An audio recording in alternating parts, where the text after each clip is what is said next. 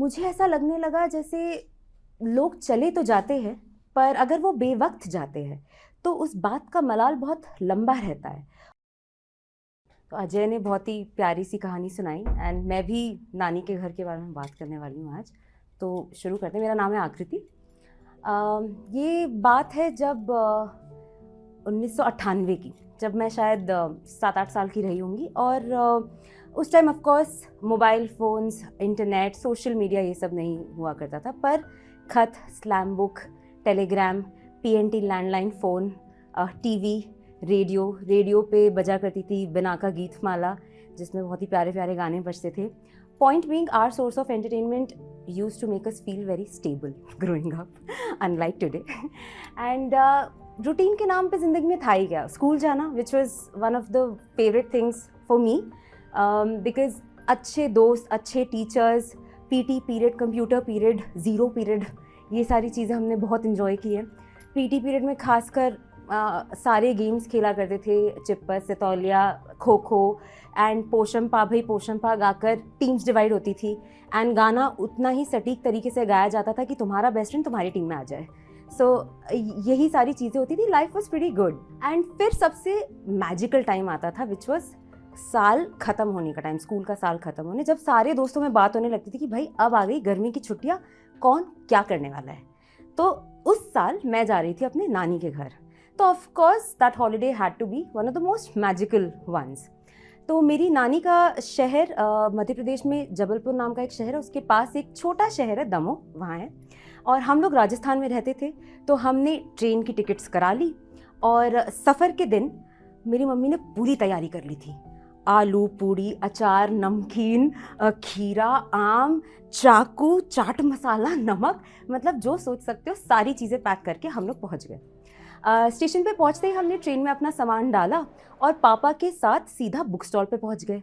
पापा ने उठाई अपनी इंडिया टुडे और हम बच्चों ने उठाई अपनी टिनटिन, चंपक, चाचा चौधरी, पिंकी, न जाने क्या क्या कॉमिक्स। जितनी पढ़ाई हमने साल भर में नहीं की थी, हमने ऐसे कॉमिक्स खरीदी थी कि बस ये एक सफ़र में सब हो जाएगा। तो और सफ़र शुरू हो गया। अब हर स्टेशन एक नई मिस्ट्री होता था। हर चाय चाय, कॉफ़ी कॉफ़ी की आवाज़ के पीछे हम वेट करते थे कि अच्छा गोल्ड स्पॉट पीने मिलेगी क्या, थम्सअप वाला आएगा क्या, अंकल चिप्स मिलेंगे क्या। तो ऐसे ही करते करते और मम्मी से हर 1 घंटे में सवाल करते हुए कि और कितना वक्त लगेगा, कब पहुँचेंगे नानी के यहाँ, करते करते सफ़र ख़त्म हुआ और हम पहुँचे दमोह स्टेशन। उतरते ही हमने टांगे वाली रिक्शा में अपना सामान बिठाया और सुबह सुबह ट्रिंग ट्रिंग की आवाज़ में नानी के घर पहुँच गए। जैसे ही हम नानी के घर पहुँचे, हमने घर में एंट्री नहीं की क्योंकि हमारा रिचुअल सेट था। नानी के घर के सामने होती थी किराने की दुकान, जिसमें 50 पैसे में मिलती थी पेप्सी और बाकी 5 रुपए में हम लोग ले लेते थे पॉपिन्स, रोला कोला, क्लोरमिंट, किस्मी बार, मेलेडी और च्युइंगम का बाप बूमर। सारी चीज़ें अपने पॉकेट्स में भर लेते थे और फिर इठलाते हुए घुसते थे नानी के घर में। नाना जी मुझे देखते ही इतने खुश हो जाते थे, वो मुझे गोद में उठाते और नानी के घर के बड़े से बरामदे में लगे नीले से झूले में मुझे जाके बिठा देते। जब तक सारे लोग चरण स्पर्श, हाय हेलो, चाय कॉफ़ी कर रहे होते थे, महारानी आकृति देवी मस्त झूले में बैठ के ऐश कर रही होती थी। ऐसा लगता था कि भाई पूरी फिल्म चल रही है और मैं उसका मेन कैरेक्टर हूँ। मेरे भाइयों में लड़ाई शुरू हो जाती थी कि भाई अब आ गया है टाइम ट्रेजर हंट का। और वो कैसे? नानी के घर की छत, जिसमें अलग अलग टाइप के पेड़ पौधे लगे हुए थे, अनार का, अमरूद का, नीम का, ऑरेंजेस की बुशेस, पता नहीं क्या क्या लगा हुआ था। और उन सब के पीछे कहीं ना कहीं से उन्हें मिलता था उनका ट्रेजर, कंचे, ग्लास मार्बल्स। उनको ढूंढने में जो लड़ाई होती थी उसकी तो बात ही अलग थी। तो ऐसा होता था कि दोनों भाइयों में शर्त लगती थी कि जिसने जीता, हारने वालों को अपने सारे कंचे उसे देने पड़ेंगे। And I think that was the only rivalry that us siblings had growing up. So that was, you know, how funny and enjoyable 90s was for us. ऐसे ही करते करते जब मम्मी पापा नाना नानी के साथ बैठ के चाय की चुस्कियाँ मार रहे होते थे, पीछे लगे नाना जी के ग्रामोफोन पर सुरैया और नूर जहान के रिकॉर्ड्स प्ले हुआ करते थे। और कई बार तो उनकी फेवरेट मूवी मुगले आजम के डायलॉग्स का रिकॉर्ड प्ले होता था, जिसमें पृथ्वीराज कपूर की बुलंद आवाज़ में एक डायलॉग प्ले होता था, अगर ऐसा ना हुआ तो सलीम तुझे मरने नहीं देगा और मैं तुझे अनारकली जीने नहीं दूंगा। इतने ड्रामे के साथ मतलब मेरी शाम हो जाती थी। शाम होते ही हम लोग नानी के किचन रूम में अटैक करते थे। किचन रूम में 3 दीवारें थी, तीनों दीवारों पर अलग अलग अलमारियां थी और हर अलमारी में डब्बे भरे हुए थे अनेक प्रकार के। उन सारे डब्बों को हम लोग एक साथ खोलते थे और उसमें निकलता था आटे का लड्डू, बेसन का लड्डू, गुड़ के सेव, नमकीन, शक्करपारा, नमक पारा और न जाने क्या क्या। आप लोगों को बताते हुए मेरे मुंह में पानी आ रहा है। मतलब इतनी सारी चीज़ें होती थी एंड उसे खाने में जो मज़ा आता था, सारी चीज़ें अपने पॉकेट में भर के मैं तो फिर से महारानी गायत्री देवी, आकृति देवी बैठ जाती थी झूले पे और ऐश करती थी। और यूं ही रात होती थी। रात में कूलर की ठंडी हवा में 4 पोस्ट वाले बेड पे, जहाँ पे एक मच्छरदानी भी लगी रहती थी, उसमें महारानी के जैसे मैं सोया करती थी। सुबह उठ के नानी के साथ उनके पौधों में पानी डालना और उनके ही हाथ से बनाई हुई गुड़िया के साथ खेलना, ये होती थी मेरी मैजिकल गर्मी की छुट्टी। My nani, late Mrs Kamala Verma, was a force of nature in herself, but a very sarcastic force of nature. उनके मुंह में कोई फिल्टर ही नहीं था। वो शादियों में जाती थी और अगर दूल्हे का रंग दुल्हन से थोड़ा ज़्यादा दबा निकला तो वो कहती थी, अरे आज के दिन तो पाउडर लगा लेते, आज तो फोटो भी खींचनी है। और हम नीचे ज़मीन देखते हुए खड़े रहते थे। टीवी सीरियल्स पे उनकी कमेंट्री ज़बरदस्त हुआ करती थी। हम सीरियल्स के एंटरटेनमेंट के लिए नहीं देखते थे, पर उनकी कमेंट्री सुनने के लिए ज़रूर देखते थे। अगर आपको याद हो, उस साल हिप्पे फुर्रे करके एक सीरियल आया था। जैसे ही उसका इंट्रो सॉन्ग शुरू होता था, मेरी नानी की कमेंट्री भी शुरू हो जाती थी। लो आ गए आधे कपड़ों में ये बच्चे, ये फैशन शो है, इन्हें पढ़ाई से कोई लेना देना नहीं है, तुम लोग अपनी बुद्धि भ्रष्ट मत करो ये सब देखकर। तो यही सब करते करते पूरी शाम बीतती थी। बट जितनी मेरी नानी sarcastic थी, उतने ही बड़े दिल वाली भी थी। She was the definition of sacrifice made for love. She did not just take care of her own kids, but she also took care of another family who are our cousins. They lost their parents at a very young age, and she took care of 5 kids from that family as well and made sure that they are settled in life. And मुझे लगता है आज की दुनिया में ये कर पाना बहुत मुश्किल भी है और बहुत बड़ी बात भी है। ये शायद उसी ज़माने की स्ट्रेंथ थी। और ऐसे ही घर की मतलब नानी के घर जाने के 5 दिन ख़त्म होने को आते थे। यहाँ से मैं देखने लगती थी कि मम्मी की आंखों में आंसू आ रहे हैं जाने के दिन। और मुझे ऐसा लगने लगता था कि जैसे मुझे मेरी माँ की इतनी आदत है, मेरी माँ को भी तो अपनी माँ की याद आती होगी। और जहाँ ये ख्याल मेरे दिमाग में आता था, वहीं से नाना जी मुझे पकड़ा दे 200 रुपये। और 200 रुपये पकड़ के भाई मैं अपने मिनी पर्स में भर लेती थी। और मुझे लगता था कि मैं इतनी अमीर हूँ कि अब मैं कुछ भी खरीद सकती हूँ। वो सारे ख्याल लेते हुए हम अपने सफ़र पर वापस चले जाते थे घर। 10 साल यूं ही बीत गए। हर एक साल छोड़कर हम नानी के घर जाया करते थे और हर वो साल उतना ही मैजिकल होता था जितनी पिछली बार हम नानी के घर आया करते थे।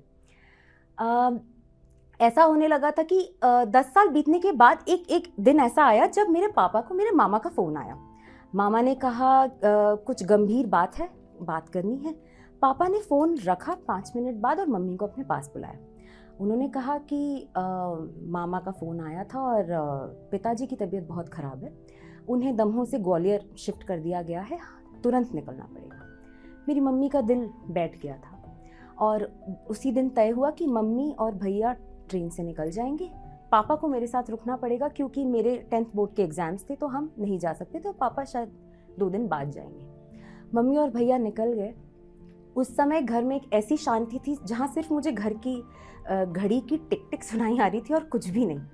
और एक दिन बाद हमें खबर मिली कि मेरे नाना जी अब नहीं रहे। मुझे ऐसा लगने लगा जैसे लोग चले तो जाते हैं, पर अगर वो बेवक्त जाते हैं तो उस बात का मलाल बहुत लंबा रहता है और वो जाना शोर नहीं मचाता, पर आपके दिल में एक खाली सी जगह बना देता है और वो जगह शायद कभी नहीं भरती। मुझे इस बात का बहुत गिल्ट था कि मैं उनसे एक आखिरी बार अलविदा भी नहीं कह पाई।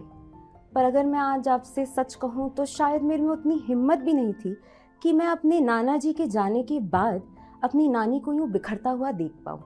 और शायद मेरे में इतनी भी हिम्मत नहीं थी कि मैं अपनी माँ को अपने पिता के खोने के बाद बिखरता देख पाऊँ। पर एक बात सच है, लोग चले तो जाते हैं पर अगर उनके सिखाए हुए संस्कार आप अपने जीवन में ढाल ले तो वो आपके साथ फिर भी जीवित रहते हैं। ये बात मुझे तब समझ में आई। My Nana ji, late Mr. C.M. Verma, was a celebrated IS officer, and he was the definition of dignity himself, ever smiling in face of any of the challenges in life. He was a great man.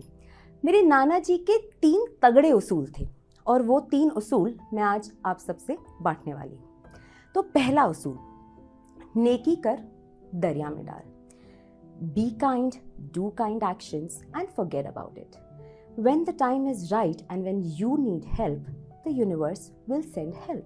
He always believed that, and believe me, this is tried and tested. It always works. दूसरा उसूल, चाहे जिंदगी में कितनी भी बड़ी मुसीबत आए, वो मुसीबत उतनी ही बड़ी होगी जिसको रिजॉल्व करने का, जिस चैलेंज को पूरा करने का जिगरा तुम में है। तो किसी भी चैलेंज के सामने अपना कूल खोना नहीं है। Don't lose your cool in front of any challenge because you will have the strength to face it. And तीसरा उसूल कि चाहे जो भी काम करो उसके पीछे का इरादा अच्छा होना चाहिए. The intention behind any action should be pure, should be kind. And believe me, even if things don't work out in the way that you want them to, they are still working out for you in the background. It always works that way. I hope ये 3 उसूल आपके काम आए और आप agree भी करें। तो 90s ने हमें गैजेट्स तो नहीं दिए, पर हमें वैल्यूज़ दी और एक अच्छा इंसान बनने की तालीम भी। तो माय डियर 90s किड्स, हम उस दौर से जुड़े हैं जहाँ पर दोस्ती असली होती थी, छुट्टियाँ मैजिकल होती थी, गानों में गहराई होती थी और रिश्तों में सच्चाई होती थी boss. So and I would like to thank my nana nani for giving me such values.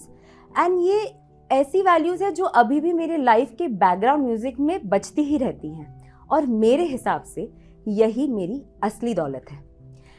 So I would also like to thank 90s as an era for teaching us and showing us the kind of love that does not trend, but the kind of love that stays.